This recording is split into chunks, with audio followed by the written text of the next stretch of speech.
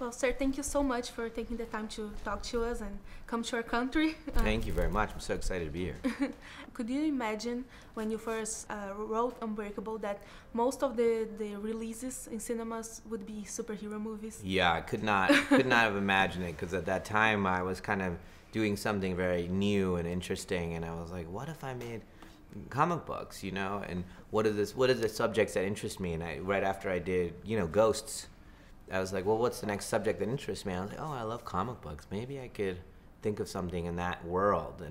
And at that time, even with the Ghost version was the same way, because there hadn't been a really kind of a mainstream movie about ghosts for, so it's Poltergeist or something. It was a long time. And then I felt the same way about comic books. Wow, and that was really, you had Superman when I was a little kid or something like that, but something really dark and, done with this kind of edginess. So yeah, it's shocking that we're here now, especially if you think at that time, everyone was very scared of that part of Unbreakable, that it was a comic book movie. They were like, that's not commercial at all. Ironic.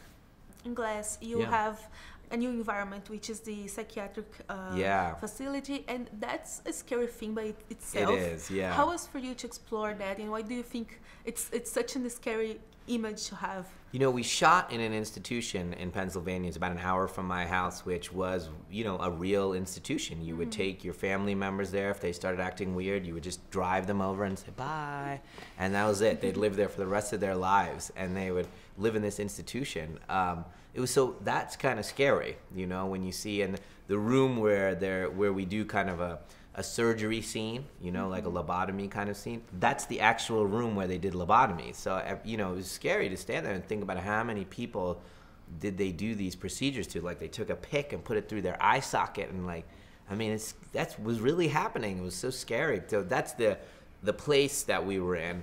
I love psychology. I love the psychiatric world, the psychology world. So it's something that's of great interest, the mind and what the mind is capable of. I find it kind of almost supernatural. And how was developing Sarah Paulson's character, Dr. Ellie, since you're so interested in those subjects? How was that for you? I love it. I loved writing Dr. Fletcher's character in Split as well. So for me, Bruce's character in Sixth Sense, Dr. Fletcher in Split, and Sarah Paulson's character in Vidro is all the same characters for me. I love this idea of what happens in therapy. Do you say this? I've never actually been in therapy, but I've written a lot about therapy. It's great.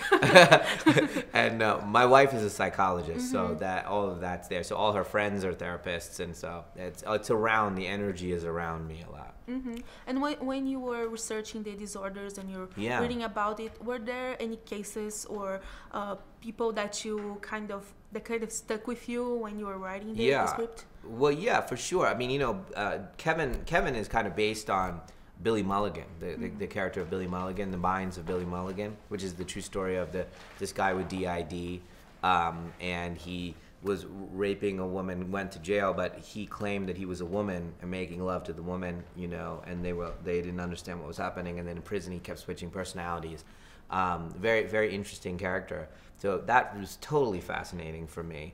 I find in all the psychological disorders that DID is the king of all of them. It's the farthest version of what happens to our mind when we are under such torture that the mind has to survive in some way. DID is a very dark disorder. It only comes to individuals that have been physically or sexually abused from 1 to 5 years old. That's it. Only in that period of time. So very fascinating. It's when the brain is developing. So between 1 and 5, and if you're continually under this trauma, it breaks and starts to create different realities. So fascinating. So the psychiatrist role is something, as you can tell, I'm very interested in. Do you feel overwhelmed by the subjects at all?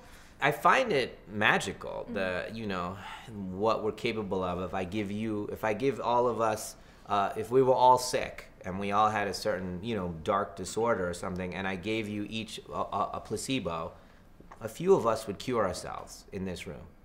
I just gave us all sugar pills. A couple of us would cure ourselves. How did that happen? How do you do that? What do you mean? I gave you sugar and you cured your cancer? You cured your this? How does that work exactly? it's amazing. I mean, it's amazing. And so I have an unlimited interest in the human mind. I hear that you read a lot, that you own thousands of books. Yeah, I was reading 2 on the plane.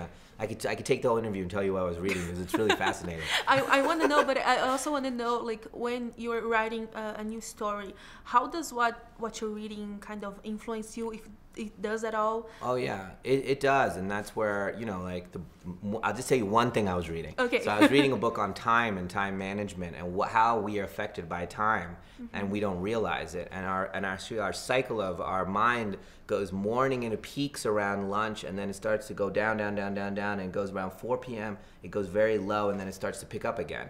And if you see any example of this, school, hospitals, in a hospital, for example, just one idea of this.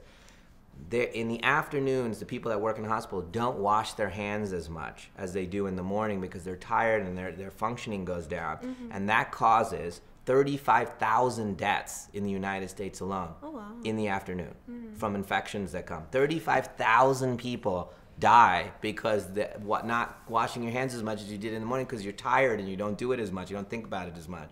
That's just time. Can you imagine how much we're all connected by time and how much it affects us? And, you know, in the mornings, I'm going to answer in a different way. They'll show you that judges that give sentences to people in the mornings, they're much more lenient, and then as they get to their break, right before the break, they give everyone's guilty. Then they take the break, and then everybody's innocent again, and it goes like that. You could go to jail for years based on the time of when you see the judge. I mean, so you see what I'm saying? It's very, very interesting, and that's the mind as well, right? That's how the mind works. It's amazing. Oh, great! Thank you so much for your time. It was a Thank pleasure you. talking to you.